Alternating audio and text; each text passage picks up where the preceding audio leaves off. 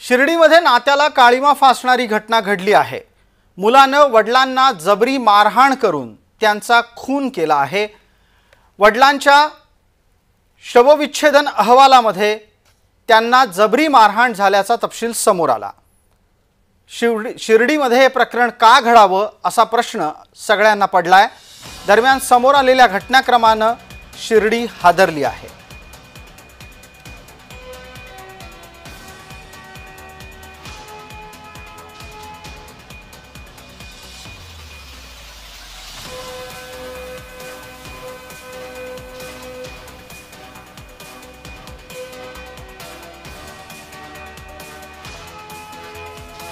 आमचे सहकारी जयेश सावंत आता आपल्या सोबत जोडले आहेत। जयेश, माझा आवाज येतोय आपल्याला? हां सर। जयेश, असं काय झालं की मुलानं वडिलांची हत्या इतक्या निर्घृणपणे करावी?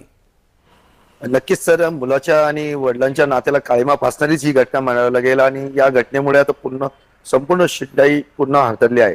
आता घरगुती वादातून मुलाने वडिलांना पायपाखाली मारल्याचं जे आहे ते माहिती अशी समोर येत आहे।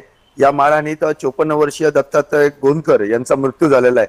6 तारखेला ही घटना घडली आणि त्यानंतर शवविच्छेदन अहवाल जो समोर आला, त्या समोर आलेल्या अहवालातून ही मुलाने मारल्यामुळेच ही हत्या झाल्याचं समोर आल्यामुळं आज कुठंतरी एक जे नात्यातला गोडवा आहे सर, तो कुठंतरी संपतोय आणि आपुलकीचं एक नातं मला एक प्रश्न आहे आणि या निमित्तानं प्रेक्षकांच्या मनातही तो प्रश्न आहे, तुम्ही त्यावर अधिक खुलासेवार बोललात तर बरं होईल।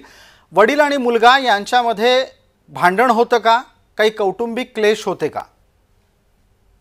हो सर, एकंदरीत घरामध्ये प्रॉपर्टीवरून थोडेसे वाद होते आणि त्या वादातूनच ही घटना जी आहे ती आता घडल्याचं समोर म्हणजे बोललं जात आहे।